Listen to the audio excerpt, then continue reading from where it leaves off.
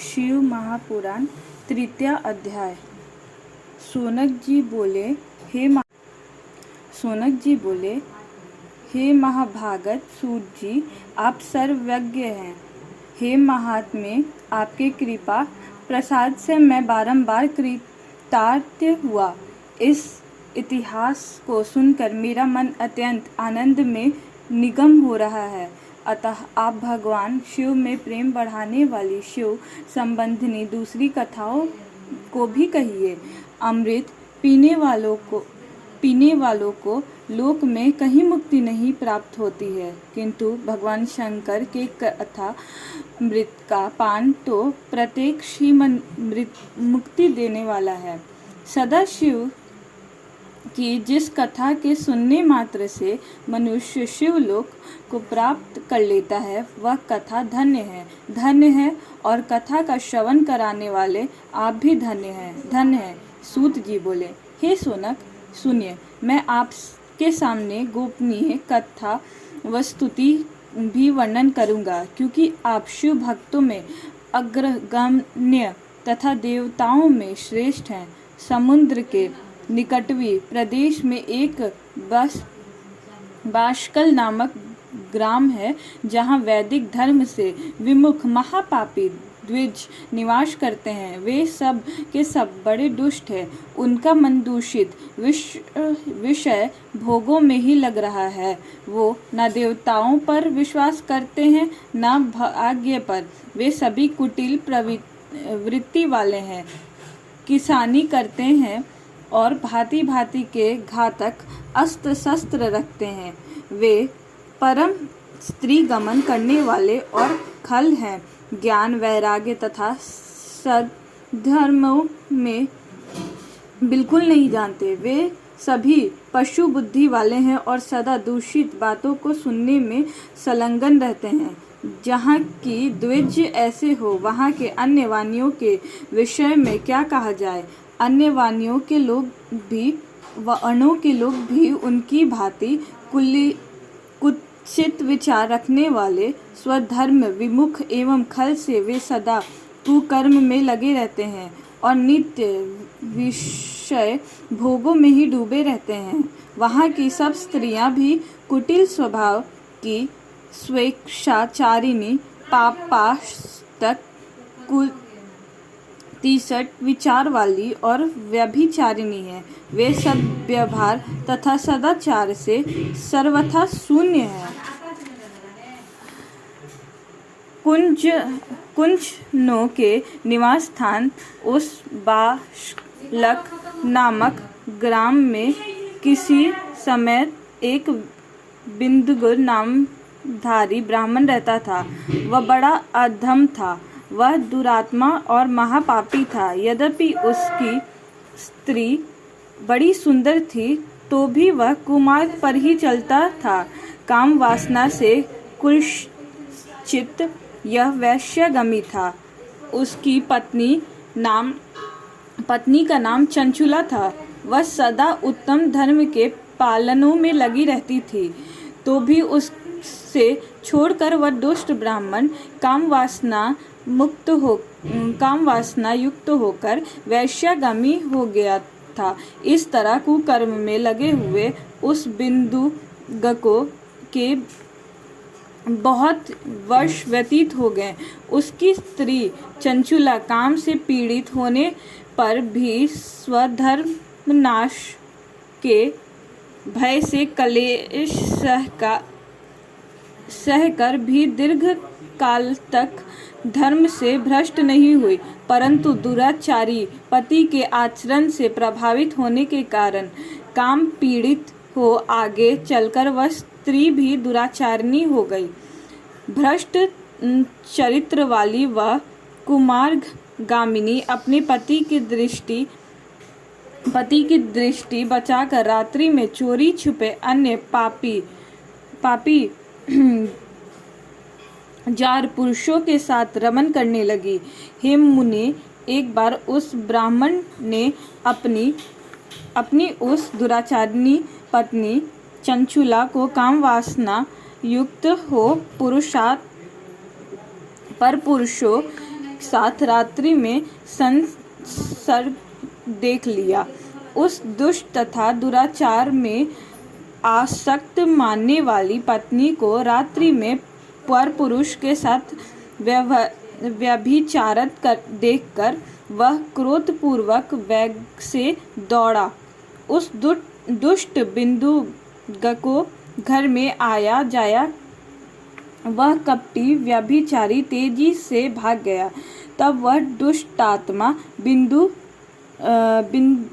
अपनी पत्नी को पकड़कर उसे डांटता हुआ मुक्कों से बार बार पीटने लगा। वह व्यभिचारिणी दुष्टा नारी चंचुला पीटी जाने पर कुपित होकर निर्भयता पूर्वक अपने दुष्ट पति बिंदुक से कहने लगी।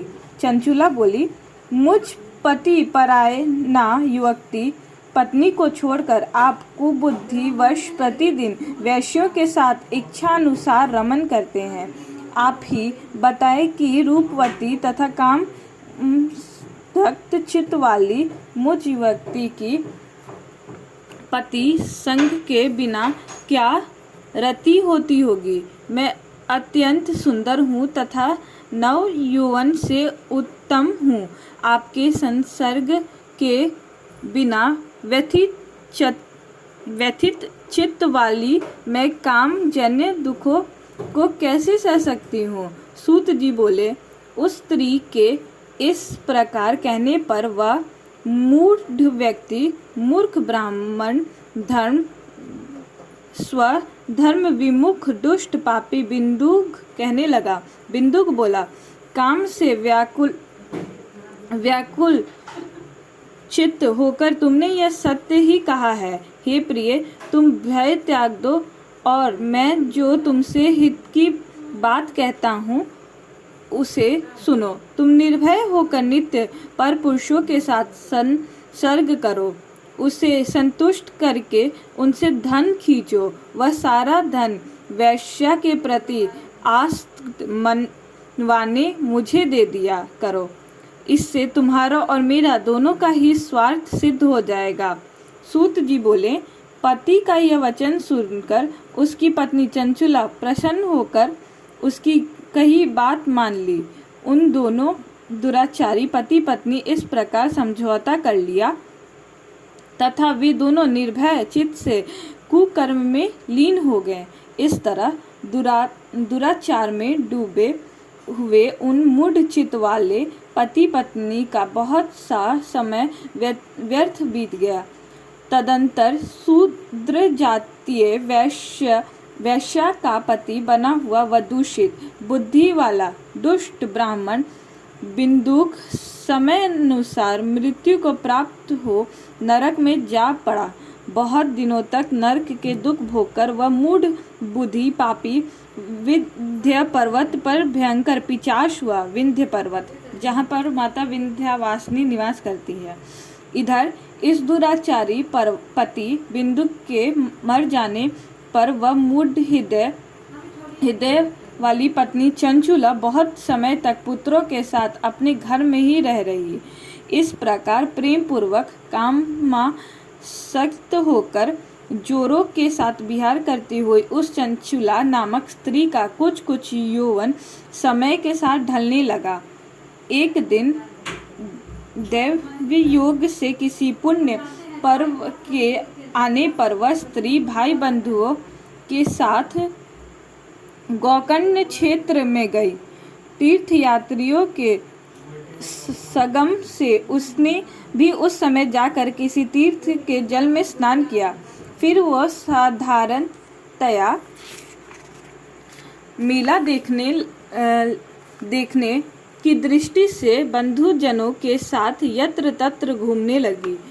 घूमती घामती किसी देव मंदिर में उसने एक देवज्ञ ब्राह्मण के मुख से भगवान शिव की परम पवित्र एवं मंगलकारिणी उत्तम पौराणिक कथा सुनी। कथावाचक ब्राह्मण कह रहे